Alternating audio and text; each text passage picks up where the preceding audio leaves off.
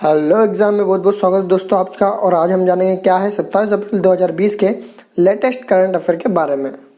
तो शुरू करते हैं आज का हमारा वीडियो पहले क्वेश्चन से। तो हमारा पहला क्वेश्चन है, निम्न में से किस राज्य सरकार ने हाल ही में स्टूडेंट्स के लिए संपर्क बैठक मोबाइल ऐप का लॉन्च किया है? तो इसका आंसर गाइस हरियाणा सरकार। हरियाणा सरकार हरियाणा सरकार ने हाल ही में स्टूडेंट के लिए संपर्क बैठक मोबाइल ऐप लॉन्च किया है, जिसमें 500 वीडियो और ऑडियो उपलब्ध है। यह ऐप को कक्षा 5वीं के पाठ्यक्रम को कार्टून और फिल्मों के जरिए स्टूडेंट के लिए आसान और रुचिकर बनाया गया है। हमारा अगला क्वेश्चन है, केंद्र सरकार ने कब तक सरकारी कर्मचारियों को महंगाई भत्ते और पेंशन भोगियों की महंगाई की राहत की में बढ़ोतरी में हमारा अगला क्वेश्चन है, केंद्र सरकार ने कब तक सरकारी कर्मचारियों को महंगाई भत्ते और पेंशन भोगियों को महंगाई राहत की बढ़ोतरी पर रोक लगा दी है? तो इसका आंसर है जुलाई 2021।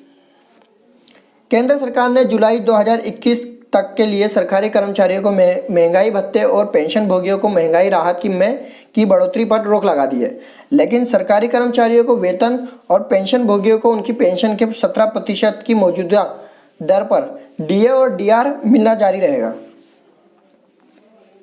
हमारा नेक्स्ट क्वेश्चन है, प्रधानमंत्री ने किस राष्ट्रीय दिवस 2020 पर ई ग्राम स्वराज्य पोर्टल शुरू किया? तो इसका आंसर है राष्ट्रीय पंचायती राज दिवस।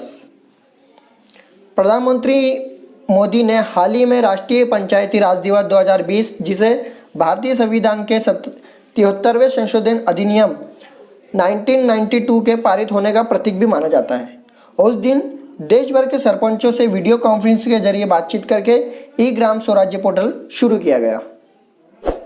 हमारा नेक्स्ट क्वेश्चन है, कोरोना जांच में तेजी लाने के उद्देश्य से किसने हाल ही में देश की पहली मोबाइल लैब का उद्घाटन किया? तो इसका आंसर है राजनाथ सिंह, जो कि हमारे डिफेंस मिनिस्टर है। केंद्रीय रक्षा मंत्री राजनाथ सिंह ने हाल ही में कोरोना जांच में तेजी लाने के उद्देश्य से रक्षा अनुसंधान और विकास संगठन DRDO के द्वारा विकसित देश की पहली mobile lab mobile virology research and diagnostics का उद्घाटन किया है। हमारा अगला क्वेश्चन है,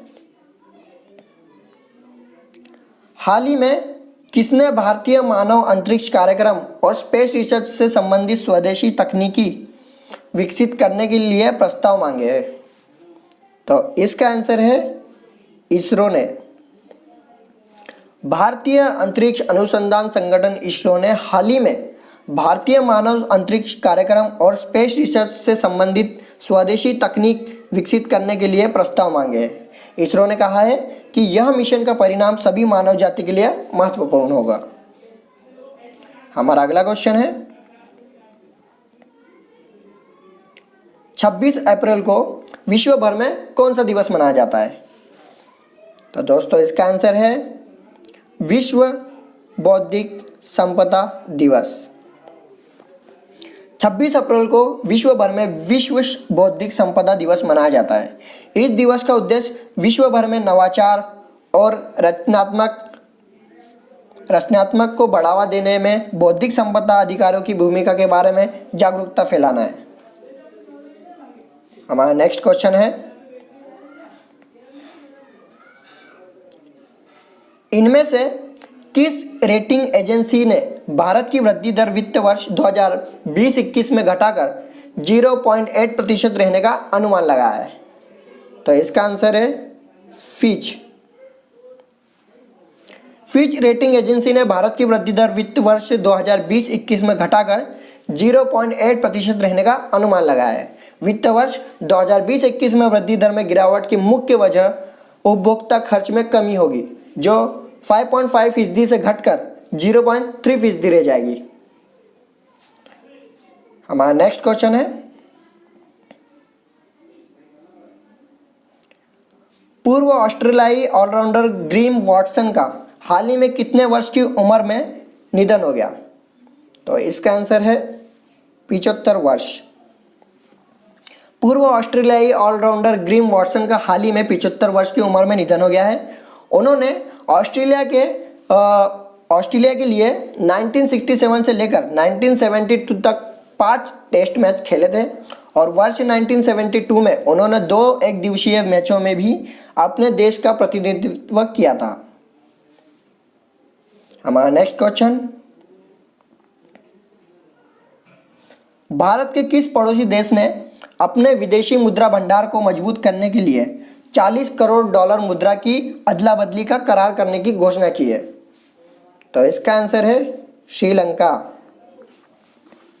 भारत के पड़ोसी देश श्रीलंका ने हाल ही में अपने देश के विदेशी मुद्रा भंडार को मजबूत करने के लिए 40 डॉलर मुद्रा की अदला बदली का करार किया है। इस समय श्रीलंका कोरोना वायरस से बुरी तरह प्रभावित है। और आज का हमारा आखिरी सवाल,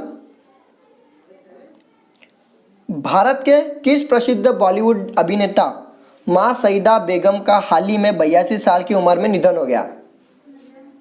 तो इसका आंसर है इरफान खान। भारत के प्रसिद्ध बॉलीवुड अभिनेता इरफान खान की मां सईदा बेगम का हाल ही में 82 साल की उम्र में निधन हो गया है। यह इरफान खान की माता पिछले कुछ समय से बीमार चल रही थी। तो इसी के साथ आज के हमारे सारे क्वेश्चन समाप्त होते हैं। मिलते हैं हमारे अगले वीडियो में। हमें दीजिए इजाज़त और चैनल को प्लीज़ सब्सक्राइब कीजिए, क्योंकि आपको ऐसे ही इंपॉर्टेंट क्वेश्चन हमारे चैनल में मिलते रहेंगे।